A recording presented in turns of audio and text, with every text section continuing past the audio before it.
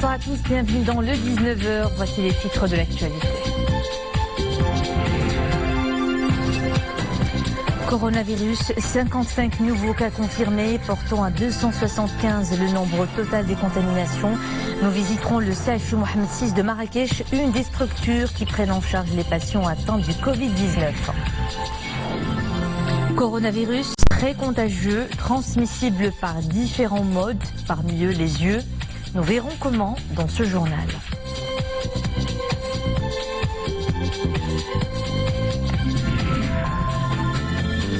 Et Azagoura focus sur les mesures qui accompagnent l'état d'urgence sanitaire, du confinement aux opérations de désinfection, à suivre dans un instant. 50 nouveaux cas d'infection au coronavirus confirmés dans les dernières 24 heures. Le bilan grimpe donc à 275 contaminations. Bilan tout juste annoncé par le ministère de la Santé. 4 nouveaux décès ont été enregistrés, portant à 10 le nombre de décès dus au virus et celui des cas guéris à 8. Et sur votre écran, la répartition géographique des nouvelles contaminations s'affiche.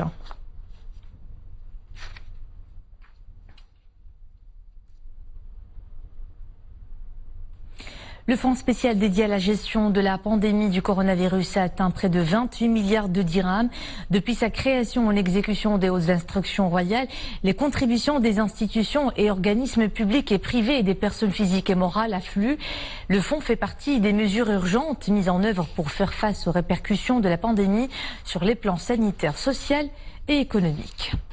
La région Marrakech-Safi enregistre plus de 32 cas de contamination au coronavirus et parmi les structures sanitaires qui les prennent en charge, le CHU Mohamed VI de la cité Ocre.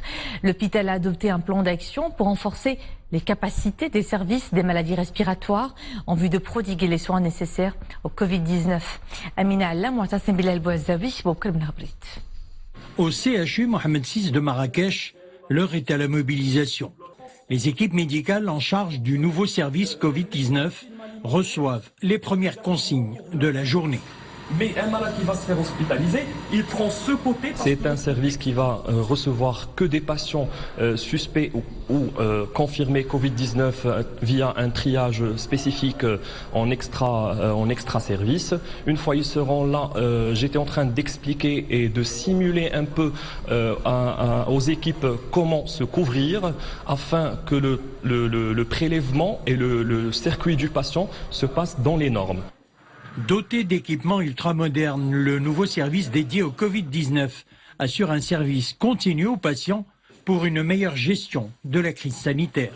On a organisé tout un service avec des box en isolement, puis après ils vont prendre un couloir spécifique au Covid, puis un ascenseur spécifique au Covid qui va donner l'accès soit au service froid Covid-19 ou à la réanimation Covid-19. Nous commençons à accepter et à admettre des malades graves qui ont besoin de ventilation artificielle.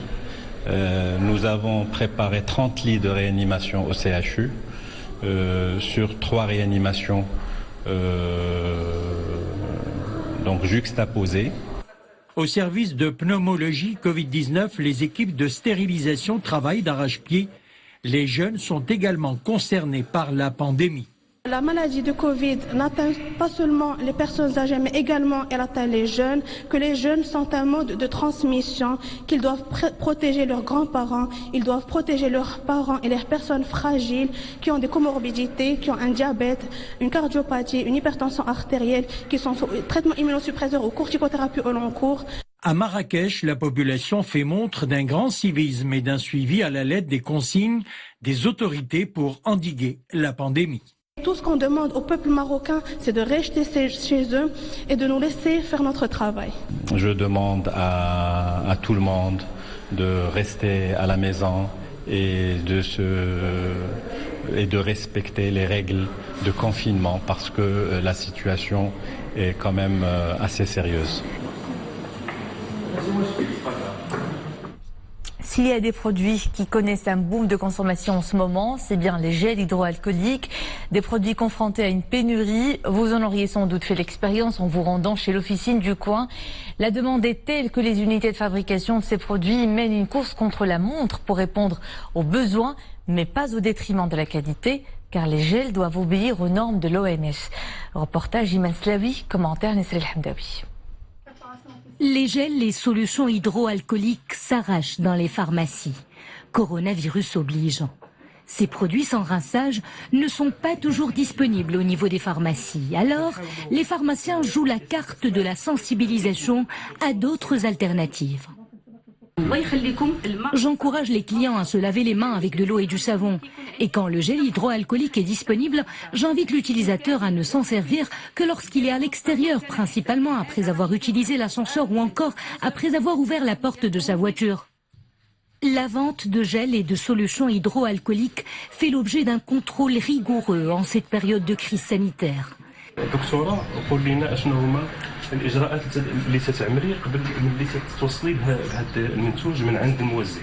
Des inspecteurs pharmaciens font des tournées dans les officines. Ils sont intransigeants sur le respect de certains critères. Nous vérifions si le produit répond aux normes en vigueur de qualité et de sécurité sanitaire et si son prix est conforme à la réglementation fixée. Le pharmacien peut préparer lui-même la solution hydroalcoolique ou l'acquérir des établissements distributeurs.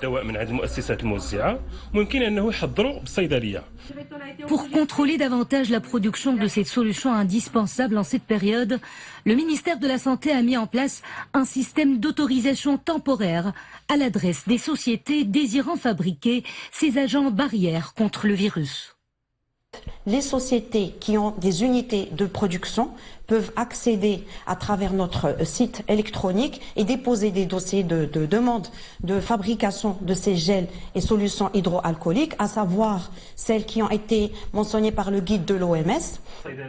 Une mesure parmi d'autres qui permet de favoriser l'approvisionnement des pharmacies en gel hydroalcoolique et sécuriser sa mise en vente. Depuis l'apparition du virus en Chine en décembre dernier, on en sait chaque jour un peu plus sur les modes de sa transmission. Les contacts étroits avec un malade par l'inhalation de gouttelettes infectieuses, le contact avec les surfaces fraîchement contaminées par ces sécrétions. On peut aussi contracter le virus si on se touche après le nez, la bouche, mais aussi les yeux. Comment la transmission se fait-elle par les yeux? Notre équipe s'est déplacée à l'une des cliniques d'ophtalmologie de Temara. Un reportage de Sekena Idrissia Tmantazi et Zakaria Mokimbillah. Nous sommes dans un centre ophtalmologique de Temara. En ces temps de confinement, peu de patients sont là pour des consultations. La plupart sont des cas urgents nécessitant une prise en charge. Pour les ophtalmologues, l'œil est aussi un vecteur de transmission du coronavirus. Les recherches ont montré que le Covid-19 peut se transmettre par les yeux. Le virus peut se retrouver sur la paroi extérieure de l'œil et dans les larmes. C'est pourquoi nous conseillons aux gens de ne pas toucher la bouche, le nez ou les yeux. Renforcer la prévention est un facteur indispensable en cette période de pandémie. Dans ce centre, les rendez-vous sont distancés afin d'éviter la proximité entre les patients. Ceux-ci sont conseillés sur les précautions à prendre pour se protéger. Dans le cas où on se toucherait les yeux avec les mains, quelques gestes peuvent être utiles. Il est recommandé de se rincer les yeux avec du sérum physiologique, un produit nettoyant pour les yeux. Cela ne veut pas dire qu'on va se débarrasser de toutes les bactéries ou de tous les virus, mais ça contribue à diminuer la charge bactérienne ou virale qui peut exister dans l'œil. Prévenir vaut mieux que guérir. Insister sur l'hygiène et adopter de bons comportements sont autant de barrières au virus, d'où la nécessité de ne pas se toucher les yeux si les mains ne sont pas propres et bien aseptisées. L'état d'urgence sanitaire est décrété depuis près d'une semaine maintenant et génère évidemment une batterie de mesures, confinement, restriction des déplacements et opérations de désinfection. Partout dans le pays, un seul et même paysage s'impose pour circonscrire la propagation du virus. Le reportage à Zagoura, Mounia Marouche. Contrôler les personnes qui circulent dans les rues de Zagoura, c'est la mission de ces policiers. Ils vérifient si les habitants justifient leur sortie à travers leur autorisation de déplacement exceptionnel. Pour de nombreux citoyens, cette opération est devenue presque un rituel. Les policiers et les gendarmes font leur travail et veillent sur notre sécurité. Personnellement, je tiens à appliquer à la lettre les consignes indiquées par les autorités. Je suis sorti pour faire mes courses, sinon je serais resté chez moi. J'ai mon autorisation et je respecte les règles de l'état d'urgence sanitaire. Les commerçants ouvrent leurs magasins à partir de 8h du matin jusqu'à 17h30. Ici, tout le monde est conscient de l'importance du confinement. Pas loin de là, ces agents de propreté, eux aussi, sont en première ligne dans cette guerre sanitaire. Équipés de combinaisons de protection, de gants et de masques, ils désinfectent tout ce qui se trouve sur leur chemin. Nous stérilisons matin et soir toutes les artères de la ville, mais également les magasins et les voitures. Même si aucun cas infecté n'est enregistré dans la ville jusqu'à ce jour, nous veillons à prendre nos précautions. Comme dans plusieurs villes du royaume, la vie sociale à Zagora tourne désormais au ralenti. Seuls les besoins urgents font sortir ces habitants de leur demeure. Des habitants pleinement conscients de l'importance du confinement général. Et en cette période critique, la solidarité fonctionne à plein. Les initiatives d'entraide fleurissent à destination de ceux qui sont eux aussi aux premières loges dans ce combat. Nous le verrons cette fois dans une unité de production de textiles à habillement agressif qui a choisi de reconvertir son activité en ce moment de crise pour s'atteler à la production de masques et autres matériels médicaux distribués gracieusement auprès du personnel soignant dans les établissements de santé de la région. Mohamed Bellabi, Rachid Latabi, Mrem Messi. Installés derrière leur machine à coudre, ils confectionnent bavettes, masques et surbottes. Devenus une denrée hautement sollicitée, ces équipements s'avèrent indispensables pour assurer la protection de ceux qui sont en première ligne face au risque de contamination, le personnel soignant. Nous avons développé 2 modèles de masques réutilisables. Ceux destinés au personnel soignant sont stérilisables alors que ceux conçus en faveur des citoyens sont lavables à haute température. Depuis l'apparition du Covid-19 au Maroc, cette unité de textile de Guersif a décidé de mettre en pause sa production habituelle pour se consacrer à la conception d'équipements médicaux répondant aux normes internationales en vigueur. Ces 15 ouvriers sont mobilisés autour de cette initiative, certes à petite échelle, mais qui contribue grandement à un élan de solidarité nationale. En raison de la forte demande en masques de protection, nous nous sommes portés volontaires pour en produire une grande quantité que nos équipes et autres bénévoles distribuent gratuitement dans les hôpitaux et centres de dialyse de la région, en plus d'un stock que nous réservons à la population.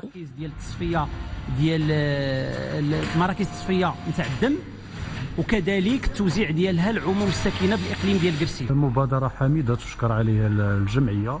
Nous sommes ravis de cette initiative. Les dernières livraisons nous ont permis de reconstituer nos stocks en équipements de protection de base. Nos infirmiers ont de quoi se prémunir. C'est aussi bénéfique pour les malades reposant actuellement dans l'hôpital. Depuis le début de la propagation du coronavirus au Maroc, 40 000 masques de protection ont été gracieusement fournis par cette unité de production au niveau de la province de Guersif. Un geste du cœur qui mérite de faire des émules pour aider à mieux surmonter une épreuve difficile. On s'arrête à présent sur une profession en première ligne dans ce combat contre le Covid-19. Les pharmaciens, partout, ils orientent, rassurent, conseillent et mettent les bouchées doubles pour répondre au mieux à toutes les questions qui se posent. Je vous propose de suivre une journée type d'une pharmacienne engagée, Dina Boudih. Elle est sur tous les fronts et jongle entre responsabilités professionnelles et familiales sans répit. C'est un reportage de Madish Taibi, Nesrine Benranem et Nesrine Avzdar. Des gestes préventifs qui font désormais partie de son quotidien.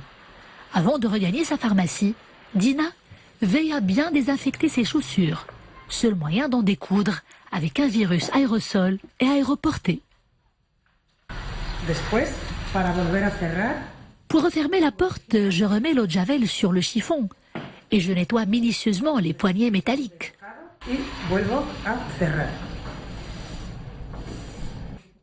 Vaporisateur d'alcool en main, Dina tient à stériliser elle-même les objets fréquemment utilisés. Comptoir, ordinateur, terminaux de paiement électronique, pièces de monnaie, tout y passe. Comme toutes les devantures d'officine, les affichettes rassurent et informent les citoyens du maintien de leur activité. Et pourtant, des pics de visite sont quelquefois observés. Pour y remédier, Dina et son équipe ont opté pour une organisation optimale et des idées bien astucieuses. En plus des gestes barrières et des mesures d'hygiène classiques, il faut dire que nous approvisons de nouvelles formes de précautions qui s'avèrent très efficaces. Comme par exemple le fait de mettre les pièces de monnaie dans un pot rempli d'eau et de javel. Pour ce qui est des billets, eh bien, nous exhortons les clients à les mettre dans un sachet et à nous les communiquer sur une sorte de passe-plat pour minimiser le maximum possible les risques de propagation du coronavirus. Et puis, nous nettoyons de façon régulière tous les coins et recoins de la pharmacie. Maman. Il est 14h. L'heure de la pause professionnelle a sonné. L'occasion pour Dina de retrouver son foyer. Là encore, elle ne baisse pas la garde malgré ses nombreuses tâches. La maman s'assure d'abord si les enfants se portent bien. Ensuite, elle fait le point avec eux sur l'état d'avancement de leurs cours dispensés, désormais à distance. Cette conjoncture appelle à la mobilisation de tous pour réussir cette grande opération. Nous sommes très impliqués. Et nos professeurs nous aident énormément à surmonter les obstacles. Merci à eux. Elle porte 2 casquettes, celle de la maman et celle de la pharmacienne. Elle est très courageuse. Elle sort quotidiennement accomplir sa noble mission malgré tous les risques que cela comporte. Et alors que le temps est au confinement généralisé. Et c'est avec la même rigueur que cette maman surveille les habitudes de consommation de sa petite famille. Elle insiste plus que jamais sur l'importance capitale d'une saine alimentation. Nous essayons d'être très regardants par rapport à ce que nous mangeons. Il faut manger léger et même très équilibré. Éviter les sucreries et tout ce qui est salé. Et opter pour les légumes verts et les fruits afin de renforcer le système immunitaire. On en a tous besoin en ce moment. Chef de famille protectrice, pharmacienne dévouée et avant tout citoyenne responsable. Dina Boudih est l'exemple de la femme marocaine fortement engagée dans la lutte contre le coronavirus. Et en cette période, les canaux de communication se multiplient pour élever le niveau de vigilance des citoyens et leur garantir une sécurité sanitaire. Une nouvelle plateforme téléphonique Allo 300 a été lancée en coordination entre le ministère de l'Intérieur et les forces armées royales. Elle fonctionne 24/24, 7/7. Une équipe spécialisée veille à donner des conseils et des réponses à toutes les questions. Elle reçoit les réclamations concernant le volet sanitaire lié au Covid-19 et oriente vers les services compétents selon les cas. Cette nouvelle plateforme s'ajoute donc aux 2 lignes téléphoniques du ministère de la Santé, Allo Yaqada et Allo SAMU, dédiées aux informations et conseils relatifs à l'aspect sanitaire. Dans le monde, le tiers de l'humanité est confiné. La pandémie plonge la planète dans une situation sans précédent. En France, le nombre de décès dépasse désormais les 1300, tandis que plus de 250 000 personnes sont infectées en Europe. L'Espagne a franchi le seuil des 4 000 morts. Au Royaume-Uni, les patients gravement malades affluent dans les hôpitaux. L'Italie déplore pas moins de 7 500 morts. Et puis les États-Unis sont le pays où la contagion progresse le plus rapidement avec 1300 morts et plus de 68 000 cas confirmés. Avant de nous quitter, je vous propose ces moments d'unité et de solidarité entre les forces de l'ordre et les citoyens. Ils chantent tous à l'unisson l'hymne national. C'était hier soir au quartier Moulay Rachid, un moment d'une grande émotion. Regardez.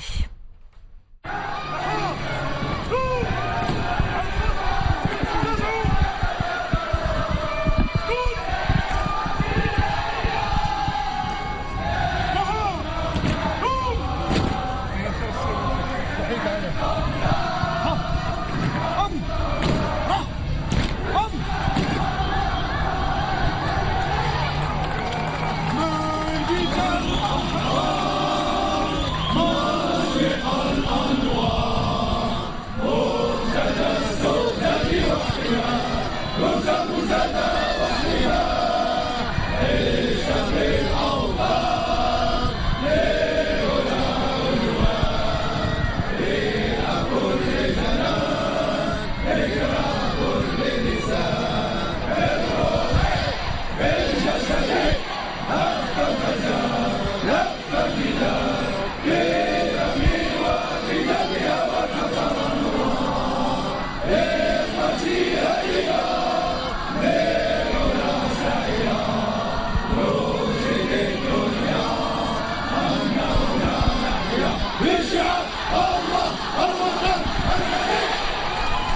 On ne pouvait espérer mieux pour clore ce journal. Merci de nous suivre. L'info de retour à 21h avec Nadia El Moden et demain c'est Nesrine Ovzda que vous retrouvez à 19h. À bientôt.